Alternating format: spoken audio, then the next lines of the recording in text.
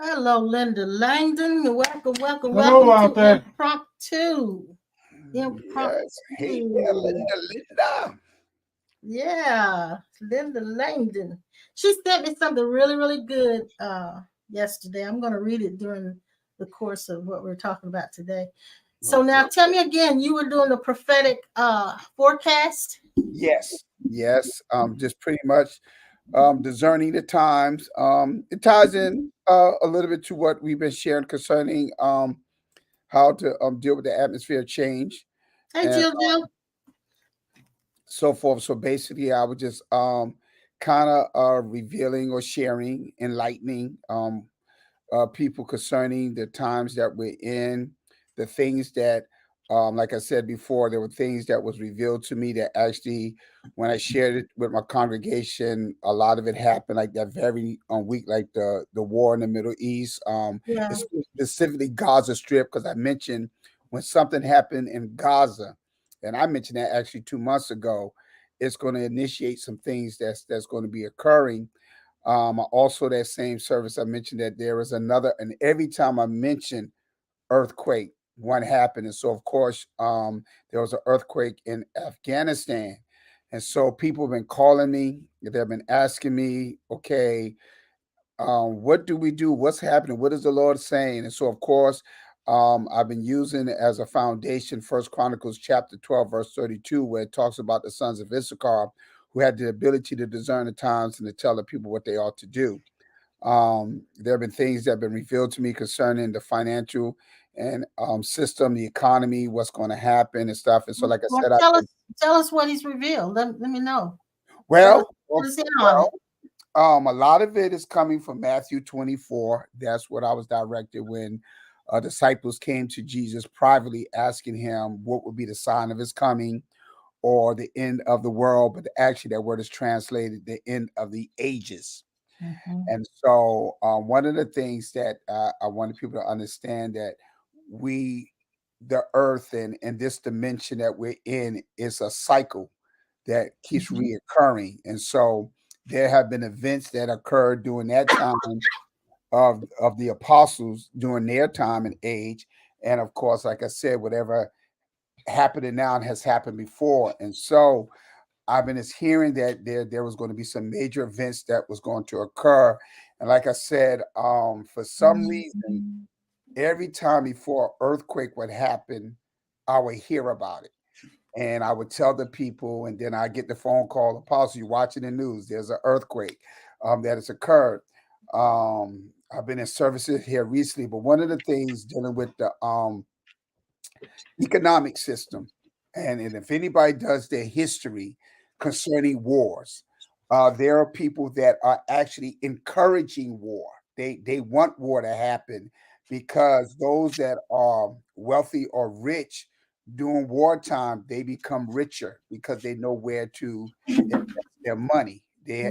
They have the inside information. They understand the patterns. I've been telling people, especially those who have their money in 401ks and stuff like that, they need to get with someone who is very astute in the area of finance and our economy, because there's some things that's going to happen with our banking system. I shared that again when I mentioned concerning the war and what was going to happen in Gaza.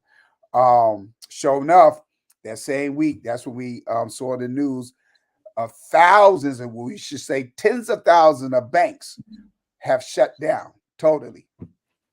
Um, and so, of course, with the real estate, especially here and other areas as well, but especially in our area, I'm very familiar with what's going on in our area because of companies that's coming in and they're trying to buy up everybody's land. Mhm. You have people that will contact you, but it's not individuals. They're actually a The liaison to a corporations. Fortune 500 company that's Yeah. coming in to try to buy up your property. And so I've Mhm. been really telling people be careful with that, because what you don't understand, one thing you cannot make more of is real estate. You can't make more land. When you have land, you have leverage. So do not, out of instant, gratification or your love for money, don't you sell your property, because all they're going to do is turn around, buy your property, and they're going to pay for one price, and they're going to multiplied 4 or 5 times. Well, And there's so much of that kind of thing happening. Um, I just learned that just recently, some of you may have already known it, that the HVAC companies, the small mom and pop air conditioning companies, or just regular air conditioning companies, whether they're small or not, are being bought up also by corporations and investors simply to get a hold of the profits. So what they do is they conglomerize, and then the customer service starts to uh, decrease. You don't have good customer service. You have long wait times. You're not known as a customer, a person. You're known as just another number. And exactly, so that's happening in a lot of the sectors at this point. So the personal touch is being lost. And exactly. a lot of us are having to adapt to people not knowing us, a lot of turnover, where you used to have a face that recognize you and you recognize, or a voice that you recognize, that's going away. So there's a lot of fluctuation going on. But I wanted to say this, and to those of us who are listening and who may listen later, this impromptu has always been about living in the atmosphere of change. And so we are definitely in that atmosphere once again, even more so than we were when we started this live stream, Exactly. more so. But I wanted to read this prayer. This It's not a prayer, but it is from the book called The Infinite Way by Joel Goldsmith, which I meant to pull, but I got the email that Linda sent. Linda sent this because we were talking about on Tuesday about what prayer really is. Hmm. And so, and in these times, we need to know what how to pray, what to pray, and all of those kinds of things. So to talk about this is to find out how we conduct ourselves in the midst of these all of these changes. But anyway, it's from Joel Goldsmith, and it's the chapter on prayer. And if you're interested and you have the book, Pastor Norman, I don't know if you do or not, uh, it's on pages 51 and 52. Anyway, this is the way it reads. It says, conscious awareness of our true being, of the infinite nature and character of our only being, this too is prayer. In this consciousness, instead of seeking, asking, waiting in prayer, we turn our thought inward and listen for the still small voice, which assures us that even before we asked, our Father knew and fulfilled the need. Here is the great secret of prayer, that God is all in all, and God is forever manifested. There is no unmanifested good or God. That which we seem to be seeking is ever present within us and already manifested. And we need to know this truth. All good already is and is forever manifested. The recognition of this truth is answered prayer. Our health, wealth, employment, home, and harmony are then not dependent on some far off God, are never dependent on a channel or a person or a place, but are eternally at hand, omnipresent within our very consciousness. And the recognition of this fact is answered prayer. I and my Father are one. And this accounts for the completeness of individual being. You were talking about that on Tuesday. Mm-hmm. We are complete, but we live from this awareness or consciousness of lack, mm-hmm. or not being enough. We live from that place, but we are complete. Properly speaking, there is not God and you. It is impossible to pray aright unless this truth is understood. And unless we know our real relationship to deity, prayer becomes blind faith or belief rather than understanding, or I would say rather than knowing. It is our conscious awareness of the oneness of being, the oneness of life, truth, love, that results in answered prayer. It is the constant recognition of our life, our mind, our substance, and activity as the manifestation of God being that constitutes true prayer. Hmm.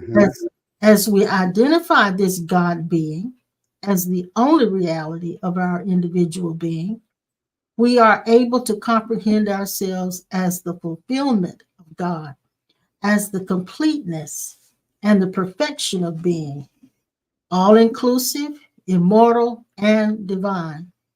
The recognition of the divinity of our individual being, embracing and including the allness of God, is true prayer, which is always answered.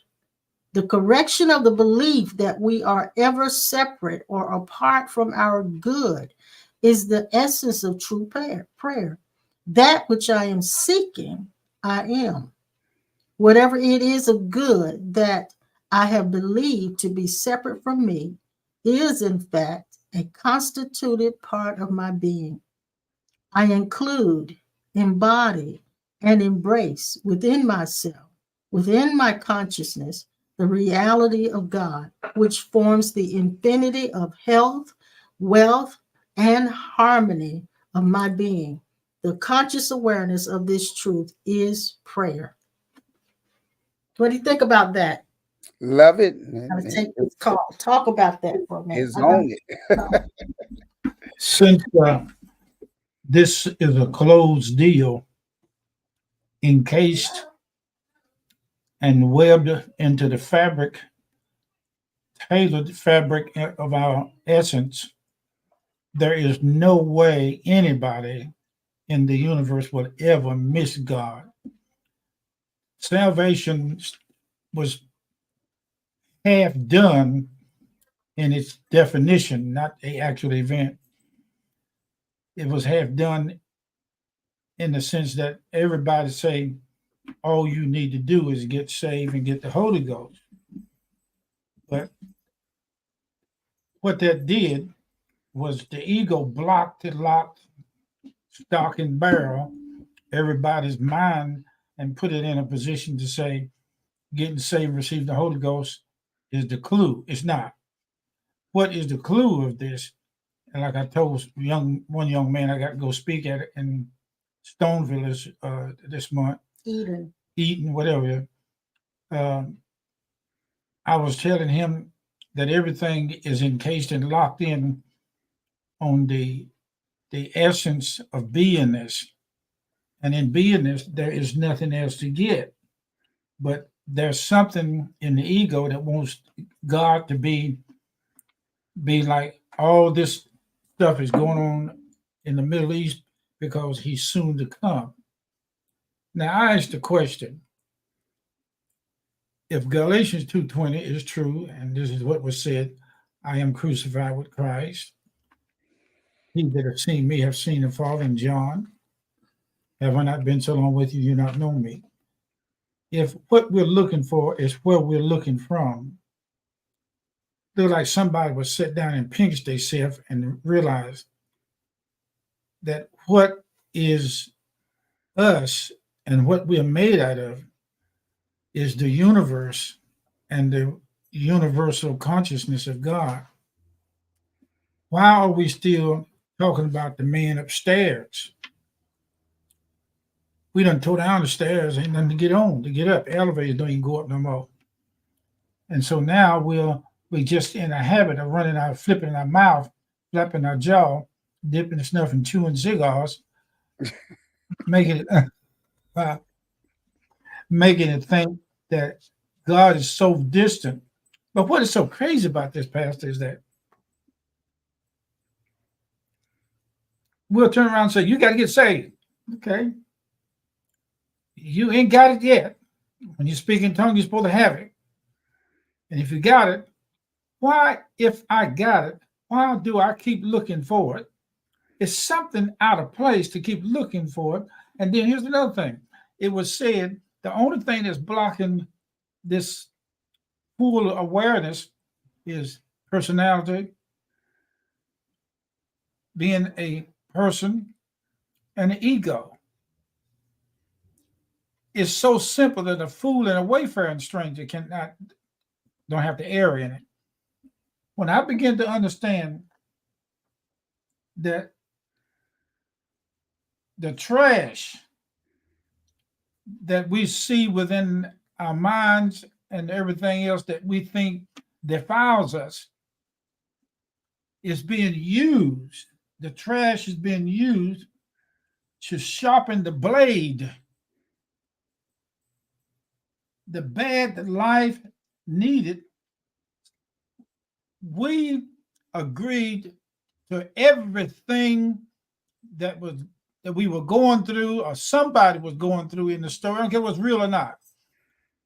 We agreed, we set this thing up from divine agencies, facilitators that cover millions of years of evolution and the millions of names that we will call, and then God come around and call us I am.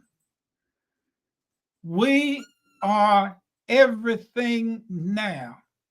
Diana Ross ain't the last one that said everything. Whoever said it made the song everything. I got everything. But anyway, Everything. well, I'm trying to say something. So my point is that you're not going to preach a sermon or send a message like it's supposed to be until you wake up to the eternal calling of the misplaced identity, because the message you're going to get, if you don't understand that, it's going to be devastated, it's going to be fragmented, it's going to be a mess, it's going to start and stop, it'll wait on God, and if you don't show up, you're going to get an attitude. All of this is happening, sin, all of this is happening because no one is willing to go all the way to wake up to what Jesus said, I'm crucified with him. If we are crucified with him, we're in the same class as him, and it ain't got nothing to do with the dirt. But the dirt gonna be there because that's what we using for fire to keep the blue flame burning. Everything operates. The crooks in the road, and the monkeys in the trees, and the possum hanging by their tail, and the stinking cow manure, and the stinking pig juice, and the duck dew. All of that is smelling bad, but you got to learn how something has to be taught how to smell sweet in the midst of stink. Wow. I'll quit. It's funny that you said about the smelling, because I Stink. had something that happened to me Sunday, the You've service that been I was thinking. preaching at on Sunday. Now, it wasn't stink. Um After I had finished, and the way that things were happening and moving in the service, I never had this, but I smelt this fragrance Mhm. um there, and immediately I was like, wow, this is the presence of God. I'm smelling the fragrance of God, and that never happened to me before. All right, I'll um tell you why. so that was a new one. Even my wife and Elder Washington was talking about it in the car. Like, okay, that's a new one. You never mentioned that, and I said, because it never happened. Now, I Mm-hmm. did have a situation that happened several times where something that was in foul, or we would say evil or wicked, I was able to smell that scent, which did stink. It was a foul scent, but I never Mhm. smelt what I smelled Sunday. It was such a fragrance, such a pleasant smell. And I said, Waking I said, up. the presence of God is here and he's active. And I said, I can smell him. Mm-hmm. And that never occurred, that never happened to me before. So for you to say what you just said, that was point on. All right, here's what he's telling you. The rose of Sharon. Mm-hmm. Rose can't smell itself.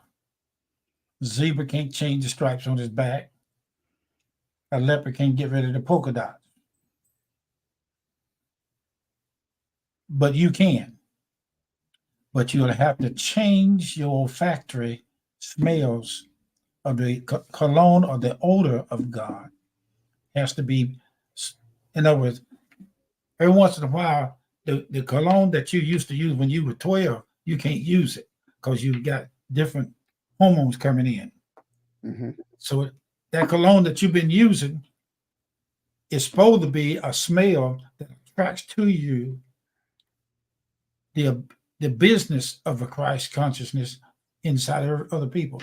If that smell does not line up, they won't come because everybody's your gates are designed for import and export. Smells, taste, hearing, and seeing. That's the reason why Stevie Wonder was, if he's in a car and you come to an intersection, you can ask him, is it any traffic coming? He ain't going to use his eyes. He going to use the eye of the third eye or the spirit. Don't make no difference. See, what we're finding out is God's not prejudiced about the way we say things, as the church say. You can't say it like that. You got to say it according to the scripture. Look, the guy told me this. He didn't believe in God. He didn't believe in God at all. And the reason why he didn't believe in God, because to believe in God is for children. But knowing God is mature adults. Exactly. Exactly. That's it. And if you ever get to the place where you can change your physical cologne to attract the fragrance like musk or miles, that toilet water stuff don't work. It's too stinky. It's too loud. It's like cigarettes in a car. You smoke, you get that stuff all over the seats. People come to your house smoking. You get up and your house smell like, my uncle got in my truck one time. He smelled so bad, my whole truck stunk. I had to go get it aired out. That smell will turn your nose backwards.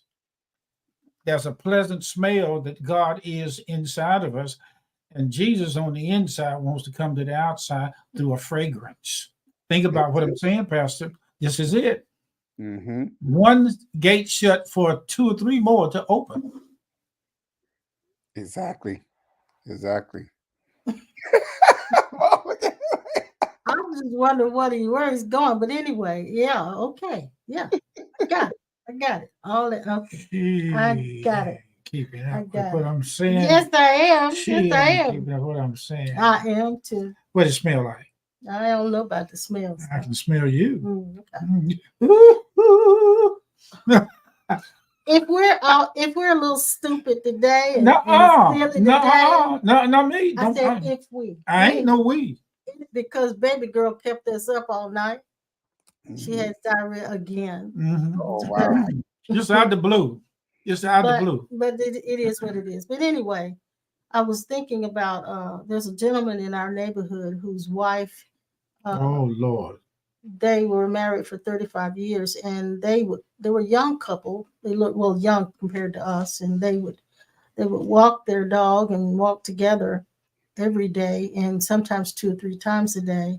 And you would see them walking, and they're obviously in sync with one another. But I noticed that she had started to lose a lot of weight. I thought it was intentional, but it turns out that it was because she had developed cancer and they didn't know it. And then for 2 months, she was sick and he had to be her caregiver. So she passed.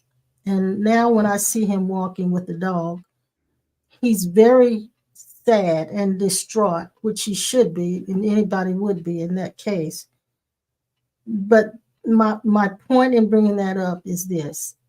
I have watched, this is a man who is a Christian, a devout Christian, one who is very, very religious and can be somewhat dogmatic. But going back to what you were saying about, I was trying to move that back, honey. I'm not just moving stuff. I was trying, so going back to what you were talking about, how that there are so many people who say they know God. Okay. And Come on. he's gone through all of the motions. Mhm. He's done all of the spiritual disciplines Discipline. to the point of to the point of what some people would think he was very dogmatic and legalistic. Yes. So that he took it very, very seriously. Yeah. And so again, what I'm pointing at is this.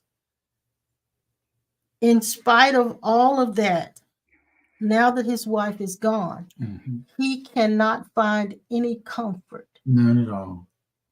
in any of the things that he has attached himself to. Mm-hmm. So when we say we know God, what does that actually mean? In that case, it was not, I know my Bible. It was not, I pray. It was not, it is not, I witness for the Lord and win people to Christ. It is not, I even pray for people and they get healed. It is not, I have all power to manifest what I want. It is not, I worship more than others and I praise God. It is not. So when we say, I know God, there should be, if I said like this, in the relationship area aspect, even going through all of those things that he's done, and we've all done it as well, some of us more than others, he still doesn't know God. Exactly. Mhm. And You think he does? and the reason I say that is not to be critical of him, No. but because when the rubber meets the road and you really need that support and comfort, you should be able to find it somewhere, and he has not. And I watch him, and my heart goes out to him, because I realize that all of the things he's ever been through has not really helped him. Exactly. So there's still something missing, even when we go through the motions of spirituality, of Christianity, whatever religion you find yourself in allegiance to, there's still something missing. He still feels abandoned and alone and does not find any place in him for comfort. Exactly. And I understand the loss. Anybody would feel that way, but there is a there there is an undergirding that real connection with God provides when Mhm. there's when all hell breaks loose. Mm-hmm. There's an undergirding there that not should be, but that is there. There's a place where even in the midst of your tears, in the midst of your mourning, in the midst of your grief, there is still this support. It's like a support system under you that takes you through it, not so much removes it, but takes you through it. And I see him struggling. So that I said that to say this all again. I'm troubled by seeing people who have made it their business to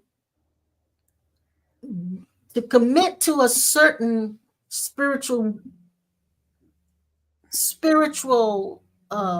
what's the word I'm looking for, to commit themselves to finding God through a certain path, Journey. and then after having gone through everything in that, still have no real connection. Mm-hmm. So because there is, as I've said, there is a place inside of us, which is us actually, which is God, which is this what I call the sweet spot, where God and I join and touch, where I as a person touch, and then that I that I am loses itself in that God is, and that sweet spot is what takes us through the hard times. Mm-hmm. It's not it's not how much I know intellectually. It has to do all with the heart. Mm-hmm. It has all to do with the heart and how my heart is in that connection with God. And I don't even know if I'm making sense, but that after watching him, that left me feeling like, okay, I've watched so many people go through this same kind of thing, and in the end, what they thought was a relationship ended up being very, very shallow, very frail, very frail. Exactly. Um, and I know where you're going, what you're explaining. Um, First of all, it's very hard um to really describe the knowing Mm-hmm. and having a relationship with God because our words are very limited Mm-hmm. when it comes to that type of I'm gonna say supernatural experience. I wanted to read something because when and Dad hit it on it, and you explained it even further because a lot of people don't realize there is a far difference between, like Dad said, believing and knowing God. Knowing. All right, most people Mm-hmm. they're operating off of the belief system that they was exposed to. Mm-hmm. When we talk about religious conditioning, we talk about rituals. You mentioned the journey, the discipline Mm-hmm. that we And, take. and trying hard to live up Right. to some spiritual image that they feel Exactly. like God wants them to live up to. Exactly. And so for what y'all have experienced and what I've been experiencing, and so I want to read something because this may kind of add understanding or enlighten some people to try to figure out the difference between believing and knowing. And it says we believe in something when we doubt it. When there is no doubt, we say we know. A Mm-hmm. person that has experienced terrible burns shall never say, I believe fire is hot. He or she knows perfectly and has no doubt about it. And Mm-hmm. so I think what has happened to so many people because of all of the different religious disciplines and rituals and everything that we have been exposed to, I cannot say that none of us, because I believe all of us actually have, but we was not aware.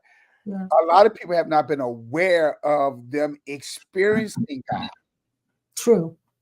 They have not. They have actually, if they knew that they actually had an actual experience with God, it would go beyond them believing there was a God Yeah. and now knowing because of that experience or that encounter that now they don't have to walk in a belief system.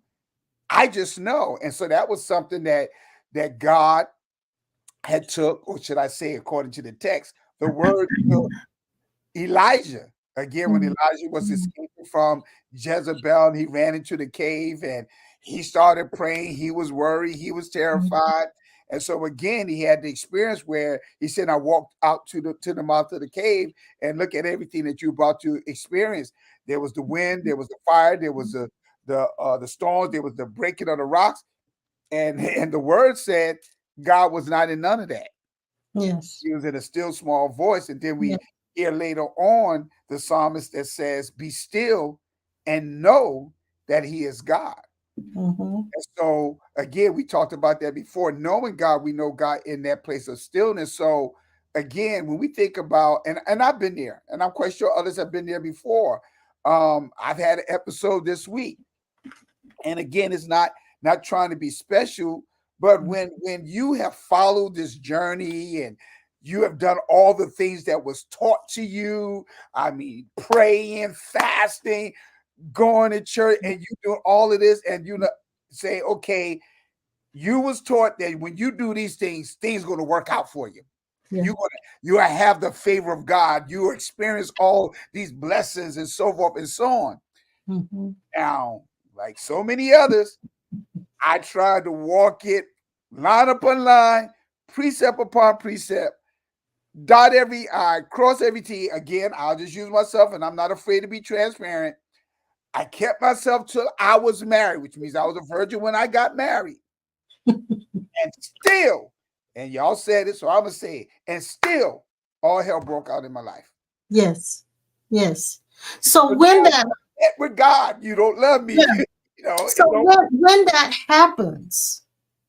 when that happens, where's my relationship with God then? How do I have? And I understand oneness because we can just take a quantum leap over having a relationship and jump into God is here where I am and all of this. But then that just becomes mental rote when you're going through something. And even some I've heard say, I don't want to hear that stuff right now. When you're going through it, I don't want to hear that stuff right now. you And sound like another Job story. That's what I kept hearing over and over. Another Job story. No, I don't want to yeah, hear that. I don't yeah. want to hear that. There was a young lady in our ministry who, and I don't think she would mind me sharing it. Christina. She was the caregiver for her mother.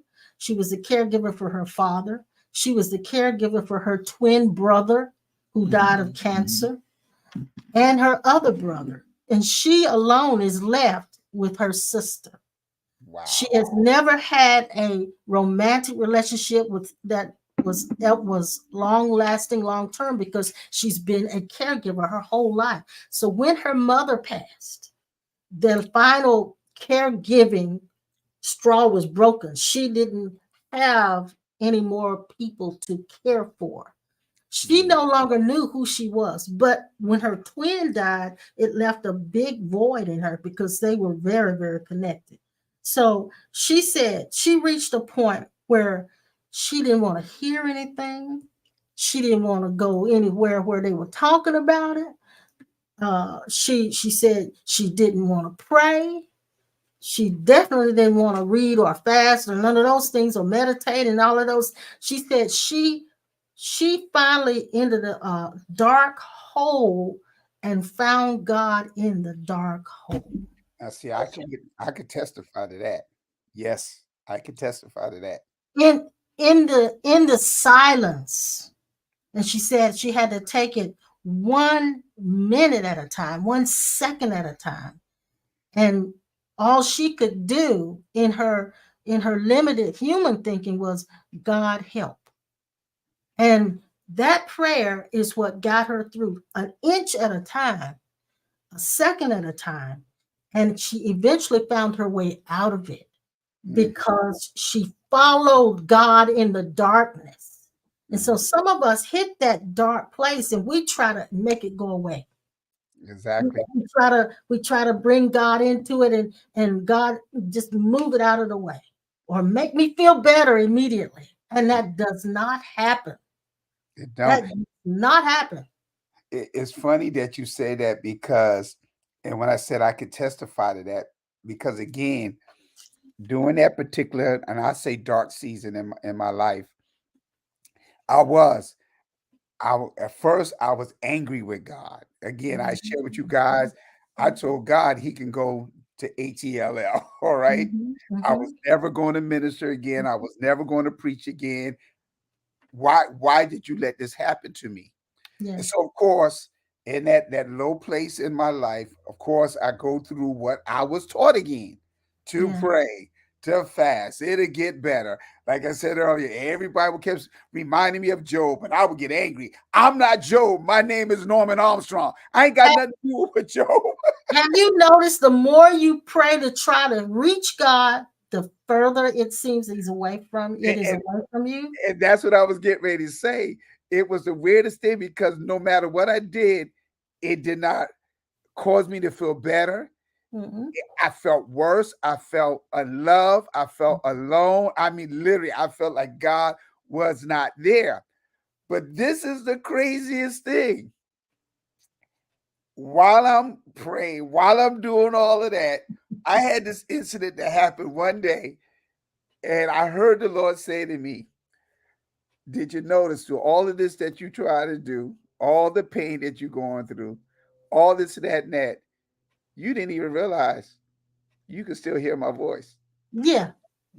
Yeah. Now, and that was the crazy thing. He was always present, but I was unaware. It's that still small voice down on the inside of me that sounds just like you. Exactly. And it's there. And and this is the thing I want people to understand. A lot of us who believe in God being the great intervener to interrupt things and fix things for us, we struggle because when we get in those dark spots, we expect God to show up Mm-hmm. as a separate entity. But what we don't realize is God walking through the darkness. Mm-hmm. God walking through the darkness. And at that point, in that darkness, something is exposed. There's so much light in the darkness. And it exposes our lack of awareness. Yeah, exactly. There's no need for light if there's no darkness. Exactly. And The that's what people don't understand. contrast has to be there. There's no need for it if there's no darkness, because what is the purpose of light? To Yes. Yes. illuminate, to expose, to make Yes. aware. Yes. So and again, I want to emphasize that what I'm saying, what I want to make sure that I point to is that there is no such thing as a walk with God, as God, in God, however you want to say it, that has no problems. There's no such thing as a walk, a spiritual walk, where there are no hard times. There's no sadness, no grief, no days when it feels like I'm all alone. There's no such thing. And so I needed to say that because a lot of us think that we can get enough information Mm-hmm. to override that. And you cannot. You must go through it. That is the dark night of the soul. You must go through that dark night. I don't even know why I'm talking about it, but you must go through that dark night of the soul. It is a place where you will discover God. Exactly. That's where you discover God, in the dark night of the soul. Nobody comes into enlightenment when everything in their life is going perfect. All of us, every last one of us, find God in the hard times. Mm-hmm. And finding God, of course, it's finding in God right here in ourselves, not the man upstairs, as he said, not the man upstairs, but right here walking through the darkness with me as me. Now, Linda's given us a comment that's good. She says, Daniel in the lion's den turned his back on the lions, denying their reality. His awareness was on the Father's reality. We are conditioned to focus on the bad and are considered wrong if we deny it. It's good. Mm-hmm. So, And I want to add to that, because Daniel actually he didn't turn his back on him. He laid on him. He actually laid his head on him. And that's the same thing Jesus did in the bottom of the ship. He slept when the storm came up and they were about to sink. He was sleeping. So Undisturbed. I'm saying again that there is this place in what we call a relationship with God, in what we call knowing God. There is this I want to say, you know how you get promoted from one grade to the next. There is a grade to be promoted into where you can sleep through your storm. Exactly. And you never You're discover aware of it. You're aware of it, but you'll sleep through it. sleep through it. And you'll never discover who you are if you don't go through those tough times in your life. No, Like I always no, tell people all the time, the character of a man is often revealed through crisis. it is. So you said the perfect thing. When everything is going good in your life, you don't need to be awakened or enlightened. No, it's when you're going through those tough times you discover who you really are. And so that's Yeah. why we can always say that all things work together for the good, for the Mhm. love and called according to his purpose. All because it's through those times I'm not going to discover not just what I'm made of, but I discover who I actually am. Yes, yes. So that says to me that we don't really know God. We say we know God, but we don't really know God if we can't find him in the dark, in the hard times. Mhm.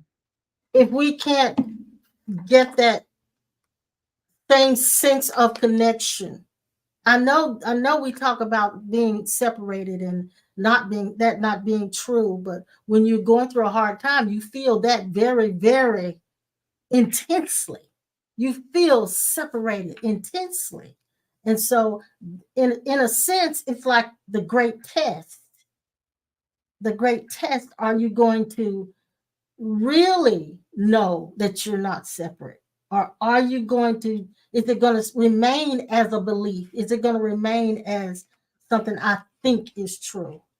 Or is it going to be actually true? Am I going to, in my character and in my behavior, am I going to exhibit one that knows it is not separate? Or am I going to exhibit myself, or am I going to present myself as one who, now that I'm going through this hard time, God has left me? Am I going to find myself in that dark time, in that hard time, as one who really knows? Mm-hmm. And that's what I mean when I said I look at this gentleman that's in the neighborhood, because when everything was going great, he knew. Mm-hmm. Now he doesn't know, to the point that he's contemplating suicide. So I have a question, because we know that, like when we say, okay, we know that we're one, but then there are times when we act separate, Yeah, right? it's an So intense feeling. Yes, so it's a consistent ebbing in and out, ebbing in and out. in awareness. Yes. So at what point, or how do we, I don't even know if it's possible.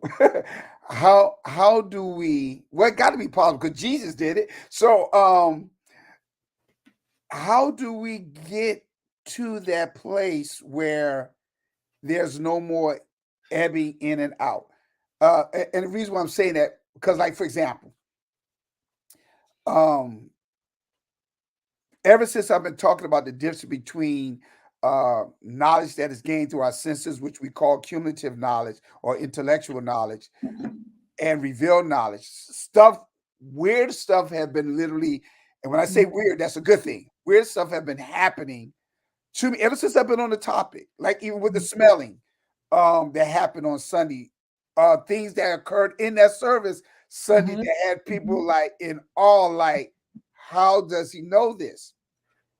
All that great stuff just happened, right? On that Sunday. Mhm. And yesterday, for some odd reason, I wake up and the state I was in Sunday, and no legitimate reason whatsoever, I woke up Completely the gone. day in a different state that I was not pleased with at all. Feeling Yeah, lonely, yeah, feeling yeah, unloved, yeah. feeling betrayed, thinking about people who I was in relationships with. And I'm like, I didn't do anything to them. And I'm like, where's all this coming from? So I was angry with myself. Yeah, I was and doing good Sunday. When I was yeah, and that's the way it happens. It uh, happens just like that. So now I know I could give a person a pat answer, but I'm still waiting for the answer for myself. To when do I reach the point where I do not have that sensing of being separate? Mhm, Is there such a thing of living without feeling separate? mhm, And because those times when that comes up, it's a very intense feeling. mhm, And it's those times that we tend to slip in our awareness, and everything that we've taught, everything that we have uh, embraced, it's like I know it, but I'm not experiencing it. mhm. So I guess my prayer is that we would experience what we're talking about. Exactly. Because Exactly. we can talk about it all day long, but I want us to experience what we're talking about. And So and anyway, and then anyway, again, one of the things that I do, because see, I don't want to give the excuse, because naturally we could say we've reached that point when we're out of this earth suit.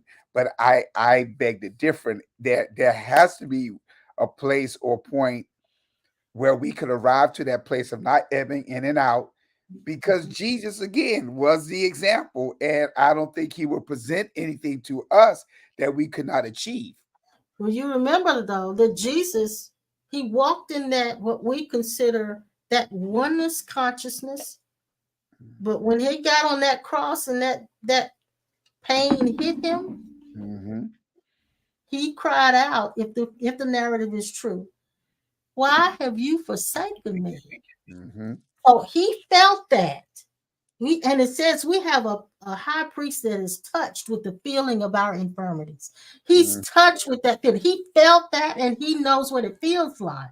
And so it's a very deep feeling in all of humanity of feeling separated and abandoned. That is there, and it's a sickness. It is the human sickness. And so again, my prayer, I guess, in my conversation today is I want us to experience what we're talking about when we talk about oneness, when we talk about there is no separation there, and that I and God are one. We should be experiencing that as well. Exactly. That's my prayer as well. That's my Yeah. prayer. I don't know if it helps anybody, but I have to talk honestly because this is where the rubber meets the road. We've got a lot of spiritual teachers. Are they all walking in this experience or not? And some will give you the impression that you can have bliss and joy every day. And I know that's not true. So what is reality? What is the reality of this spiritual journey? What will I actually come to in my knowing God when I'm in that hard time or even in the hard times? What is God to me then? What is Exactly. God to me? What is God to me? Mhm. Now I could say the words, God is energy, God is source, God Mhm. is divine intelligence, God is all that is. I can say the words, but what is it to me? And then the thing is, we done heard it before. Like for example, and I do, and I again, we are well, I don't even want to say preachers, whatever you want to call us, we all right. But the thing is, and I do this almost every single day, literally, whether I'm thinking it in my mind or I literally say it out. I think about, and again, I even mentioned it to my congregation. I think about all the messages we've heard, all the preaching I've done, all the church services. All I mean, and a lot of stuff is repetitive. It may have a different twist to it, a different flavor, but it's nothing that I have not heard before. You see what I'm saying? Especially if this is what you do, your life, For a living, in your life, yeah, if it's your life, it's period. nothing new under the sun. And so I come to the place, what is this really all about? you know, Yeah. what is this really? Why do we need to go through these consistent rituals over and over again? What is to be achieved? Yeah. And of Yeah. course, the Christian world will say getting to heaven. When I realized the concept of heaven is even greater than what we have heard or been exposed to. Mm-hmm. Even like when I tell people when I've been doing this prophetic forecast, when Jesus, the word says, even to the end of the world, when the disciples asking, they're not talking about like the planet is going to blow up, Earth is going to blow up, and is no longer going to be there. That God will create. It means the end of the ages. Ages. So that's how I know there's been a consistent cycle in this dimension that we have been in. That whatever happened before, it is consistently happening Yes. with each Yes. generation that comes. And so I'm sitting there and I'm saying, there is no going to be, because he said a new heaven and a new earth. So you're going to destroy heaven? and then, no, it's a cycle. And Mm-hmm. so I get to this point where I'm like, what? And again, I could say this to other preachers, whatever, man, it's like you losing your faith. No, I'm not losing my faith. Mm-hmm. Inwardly, intuitively, I know there is something greater. Yeah. Yeah. There's a bigger picture that we're not seeing. Yes. So when I say I know God, what is it that I know? Really know that is still there even when things aren't going right. And so I think I'm looking deeper into when people say I know God, or they have had an encounter with God. To say I know God is a big statement. Mhm. It's a big statement because what do you know God? Mhm. What is God to you? You, you, Yeah, I hear you. I hear you. him, Mm-hmm. me, Mm-hmm. and I don't have to feel good about it. Mm-mm. I don't Mhm. have to feel exuberant. I don't have to feel like Mm-mm. praying Mm-mm. because, man, we have tried all this stuff and it didn't change anything. But see, that means you got to go further into knowing. Uh, you know now that put it like that. You'll get to the place, age will do it too, but you get to the place where you feel like you don't have to be bothered with any of that stuff to walk with God. No, that's true. You're not walking with God. We're not walking with God anyway. I wish we would stop saying that. Yeah, We no. ain't never walked with him, but he's us It's walking. God walking. He Yeah. is us walking. Mm-hmm. That's good. That's good. I like that. Mm-hmm. So prayer is you finding out that you've never been separated from him and you're now back to your rightful place. You can also say that you are in the right place because before we came here, we investigated into the plans of everybody we's going to meet, our mothers and fathers, who was going to be my next daddy. Out of Your all of next them, daddy. next daddy, yeah, my favorite,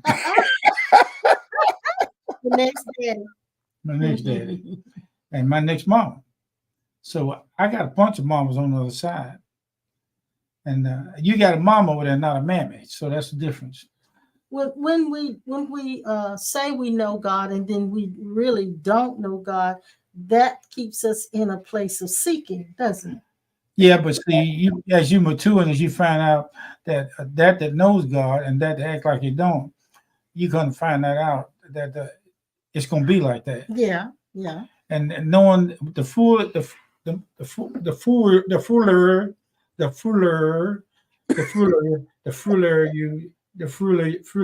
fooler you accept this, the less you will be drawn. See, you can't really be drawn off from the center because Yeah, the center yeah. because we set it up like this, and every obstacle and every person we meet, uh, whether saved or not, we did this. To me, that's the big one. I didn't realize such a perfect job was done for me not to miss God after coming here.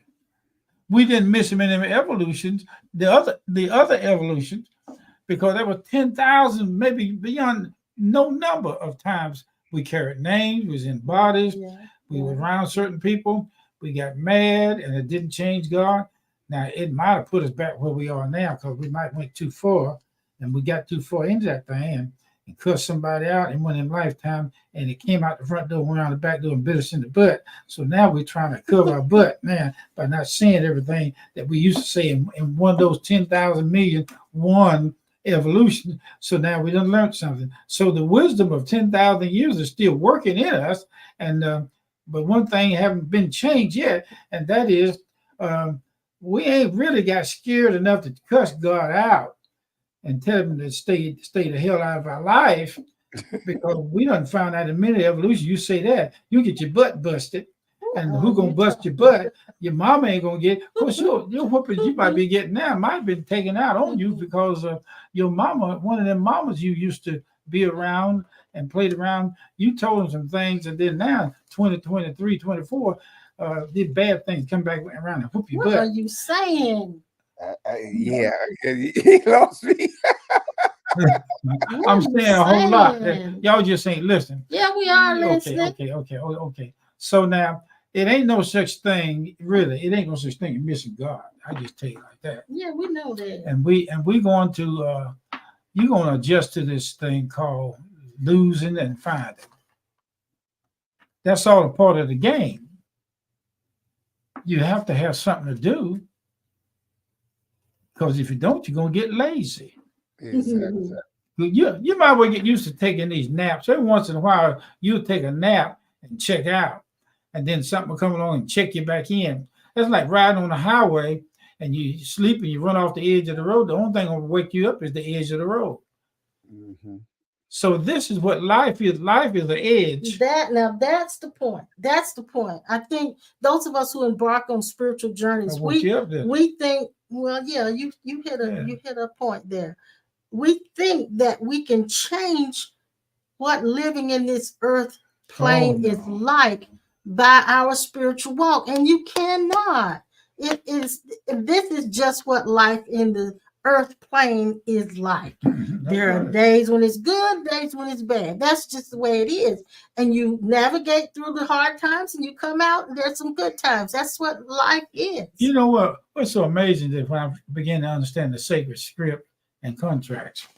We once upon a time was in Africa. Yeah, you're gonna go acting crazy. You're gonna talk crazy again. Mm-hmm. We were in Africa and we were sitting out there. Well, we are over time. You gonna we were sitting out there in the dirt with no underwear on. And we got over here and put underwear on, and we feel like we've been wearing underwear all our life. And every once in a while, God has to pinch us from the inside out and say, it's time for you to see the rest of what took place before you came to this dimension. And when you see it, it will humble you. There's no better humble than God breaking it down for you to see that it is not by might, nor by power, but by the Spirit. That's true. Now, I've been dealing with this thing about the brick and mortar shutdown. Finances is not like it was, and I'm dealing with it. But your back, my back is whacked. My back ain't act. My front ain't act like my back. My back ain't act like my front. Everything. I'm going down the road, walking sideways, dog trailing like a tractor trailer out of line. And I'm walking. I'm taking little bitty short steps past it, like Groucho Marx running, and Tim Conway trying to get over a door ledge in a house, and he can't get no further than one room. So now, in the midst of all of that, what is God to you? Nothing. Nothing. You know what? I can say some things about God and all kind of things, and he ain't gonna get upset. No, that's one thing I didn't find out about. We may not understand. Who needs forgiving any better than the one that believes that he can be separated from God? Who needs forgiveness more than anything than that one? Yeah. So it's a whole lot of people asking God to forgive them for what they did to somebody, said to somebody, but the one thing they miss, they're not forgiving themselves. When you ask God to forgive you, you're asking him to show you how to forgive yourself. Yes. Because nobody can do anything to you to separate you from God but the big lie that's already in your head. So we should forgive ourselves for feeling separated. Feeling like a monkey because you think you don't separate yourself from God. I don't give up on it. And I know if I pray, it's okay. If I don't, it's still okay. Yeah. Mm-hmm. Yeah. I don't feel like I'm under demands anymore. Well, like the guy told me, said I told somebody kiss my back end until I got tired. So I don't care nothing about it. You're talking out of the side of your neck. Lord have mercy. Well, now wait a minute. You have to understand one thing. I feel that contract and sign it, and you agreed for me to come online today to make you feel like you didn't want to hear what I had to say. And I know you want to hear what I got to say. I want to hear. And I don't care whether you. I'm supposed to be the referee. She doesn't keep on to that fly that's flying around and gonna fly in your mouth. I don't care. She know good well that she get on my baby Jesus nerve. I ain't got but one more nerve left, and that's baby Jesus' nerve. Oh, Baby my. Jesus nerve. Look, guys, I know what we said today may not have resonated with you, or It may, did. or it may have. It It did. may have. Showing But, up. but at any rate, I'm glad I you were want to say this. Something else Right occurred. here. Going back to the difference between believing and knowing. knowing. Believing is you accepting something to be true without having the actual knowledge or experience of. Knowledge is the possessing of that knowledge Yeah. and that experience. Yeah. And so many So people are operating. So many people are operating off of the dimension of I'm accepting this to be true, but in all actuality, I ain't sure. So can you grow in your knowing? Mm-hmm. Can you grow in your knowing? Yeah. And knowing becomes sharper. Can you grow in your knowing? You guys answer me on that. See what I want to hear what you got to say. Can you grow in your knowing? Now, I would have to say from two aspects. Okay. If I speak from the area of cumulative knowledge, the answer would be yes. But if I Okay. speak from a place of revealed knowledge, the answer is no. If you speak from the place of experience and awareness, what? The answer is no. Is The answer is one. no. You either do or you don't. Right? Exactly. Right. Mm-hmm. No. So that's what I mean. When you really know, the seeker stops. Exactly. You stop trying to grow. You stop trying to develop. You stop trying to achieve more. You just is. Yeah. Yeah. I think that's a good place Ooh, to and that's and Mom, you and going that route just now, that eliminates the number one killer in humanity. What? Stress. Stress. Yes. Yeah. It eliminates stress when you do not operate in that state of I have to do this, I have to do that, I got to do this in order to please God. That is stress. Yeah. You And that's either why so know many, it, yeah, or you don't. Yeah. and that's why so many pastors are walking. That's one of the reasons why so many pastors are walking away from churches and pulpits anyway. Yeah. Them trying to fit the projection of what has been presented as far as us achieving or walking with God, like y'all said. Mm-hmm. Too much stress. Mm-hmm. That's why they walked away from it. What does stress look like? What does stress feel like? Can you define what stress is? Stress. We can actually see stress. What does it look like? Yeah, Be aware of it, but we can't actually see it. We can see the What does it results look like? and the evidence of it. Yeah. Yeah. I in order for me to understand, I kept hearing say, I'm stressed. I didn't know what stress looked like. Stress. I'll tell you how stress What is it? When you say after you've struggled all day long to move your body and you sit in that chair and you say, I'm so tired of dealing with this That ain't pain. stress. That's stress. That's getting tired. That's the same thing. It's the Uh-uh. same thing. Yeah. Stress is very subtle. Well, I mean, there's different kinds of things that cause stress. Yeah, but stress, the definition of stress is really stress. But I'm trying to get to the place where I can recognize it because it's like this. I didn't know I was in judgment by standing in a line, waiting for somebody at the bank to wait on me, and they flabbergasting up there with the attendant. You were getting impatient. I didn't know what that was. I call it impatient, but it was the Lord showed me it was stress. Yeah, that was stress. Yeah. So I thought maybe I need to get saved to get rid of that. But stress comes from when you want things to be different. Yeah. When things are the way they are and you want it to be different and you can't do anything to change it. That's where stress comes from. What if stress?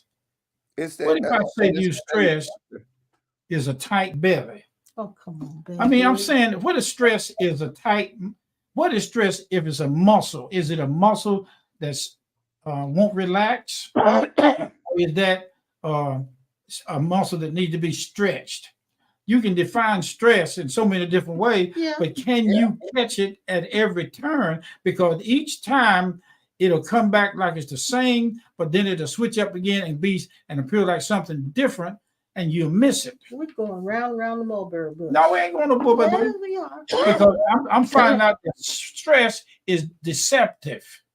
It is, Okay. because Yeah. it becomes an unnecessary pressure that we exert on oneself in Mhm. trying to change something that is actually unchangeable. Mhm. And even if I try to change myself or try to change something with my response to a reaction to it, that's still stress. You just gave another 2 or 3 different definition of what stress And look like see, and and feel then like.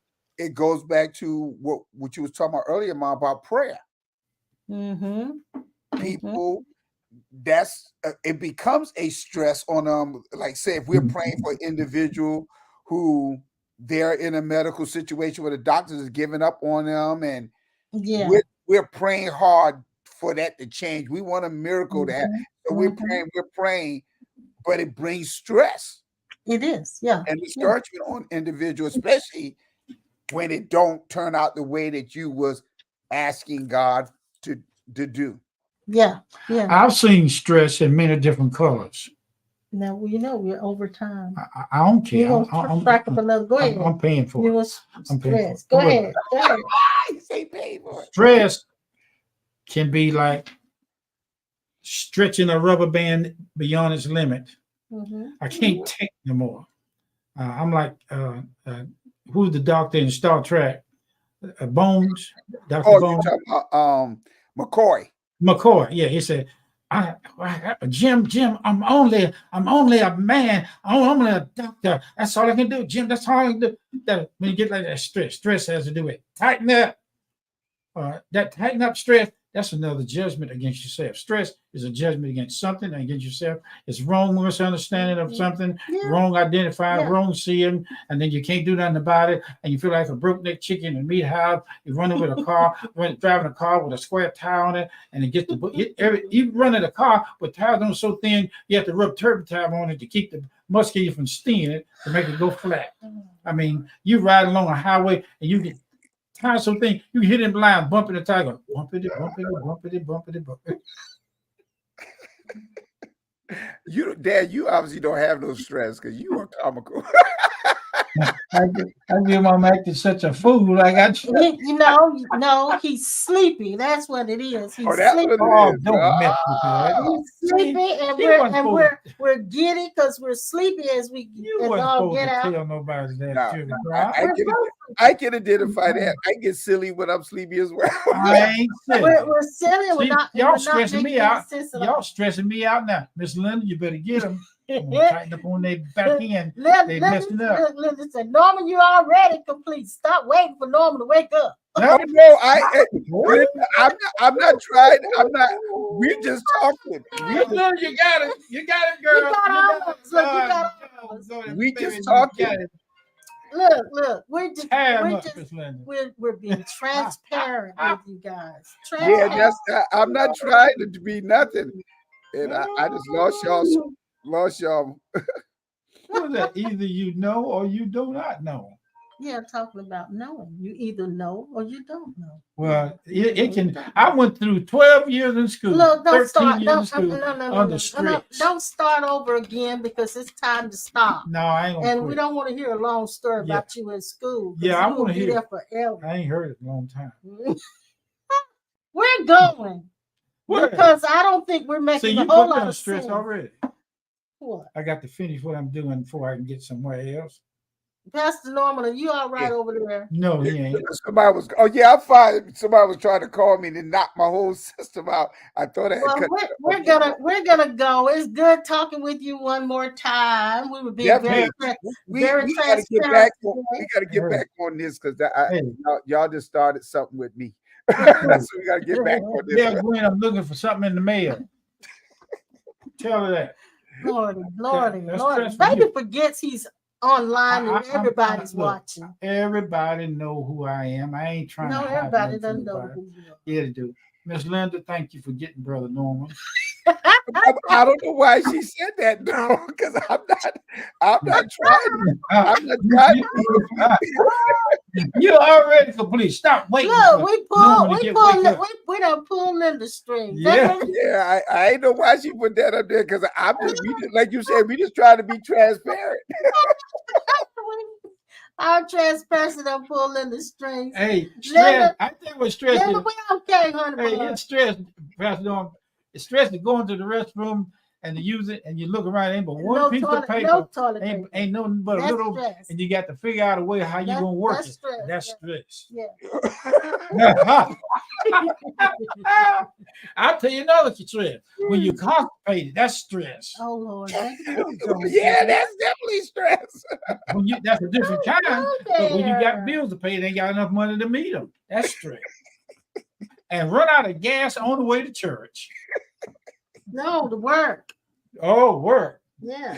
It's That okay is to crazy. church. If you're gonna be late at work, that's pretty stress. I'll tell you another stress. Well, Uh-oh. I used to spend the night with my brother and then wake up and he done peed all over me. Made my mama whoop my butt because she think I did well, it. listen, That's stress. listen. Baby girl having diarrhea at 2 a.m. Yeah, that's stress. Yeah. So we are That's stress. simply sleepy and giddy. So forgive us if we didn't make any sense, but I'm glad you were here with us again, Pastor Norman. We let it all hang out. And Linda, I don't know where that come from.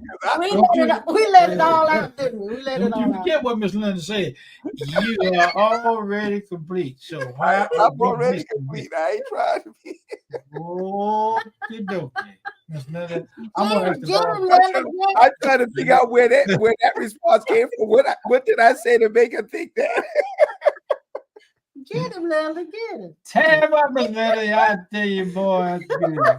You baked his cake for him. She said, y'all ain't gonna talk like that. I'm gonna get you straight. Oh yeah, Miss Linda, I think you're a great, great girl. You're a wonderful person. I know that from my heart. Listen, guys, we've been over here a long time, and we're gonna take off here and go get some lunch or something, or take a nap or something. Y'all should come over here. Come take a ride here because I got some ribs on the grill for y'all. Oh man, I bet that's She had some good. yesterday. I picked some country style barbecue ribs yesterday. They were dead. Oh, yesterday? Wow. Yesterday, but they were just on the stove. They're not like you're doing. You're grilling, right? Yeah, I'm smoking them bad boys right as we speak. I thought the one she had yesterday was still good. What? I thought the one you had yesterday was I good. didn't say they weren't good. Well, Did you hear that? Yeah. You heard that? Okay.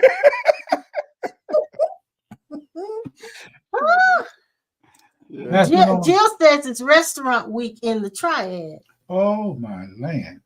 Well, that's every day if you eat out all the time. Well, yeah, but what's restaurant? I can't talk. Restaurant week. That's when the restaurants they have in celebration of that particular time, they have different specials at different restaurants.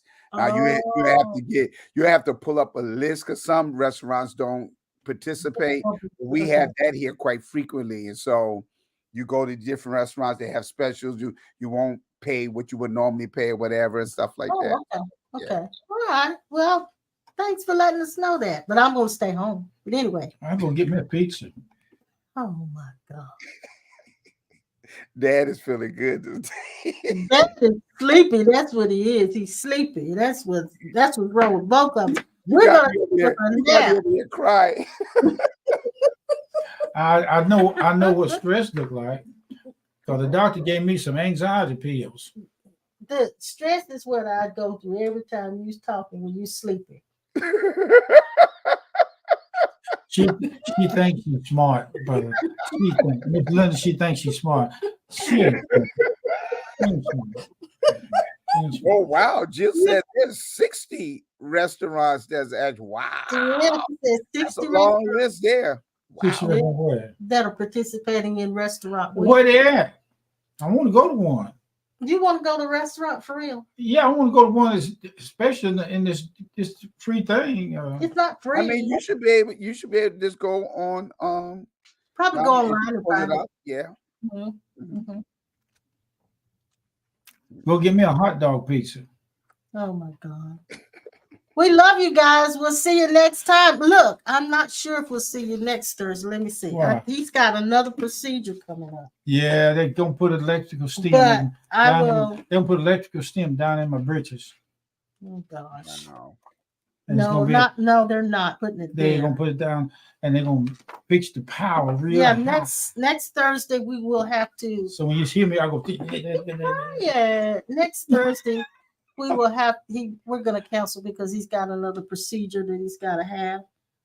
Although we might not cancel because it's not till 3, so we should be all right, shouldn't we? We should be. So maybe we won't cancel. We'll be all right. She don't know. She Okay. don't know. I She will don't be know. She Pastor don't know. Norman, take care. We love you. Thank you so much. We love guys. Great everybody conversation. online. Thank you guys for tuning in to our silliness today and being patient with us. And we'll be better next time. Long as baby girl don't keep Somebody us do up. better. Yeah, we'll do better. We doing better now. We won't. Linda won't have to get on us and tell us to wake up. We're already woke. She talking about That we're already awake. okay. We love you, Linda. We'll see you next time. Got you covered, girl. All right.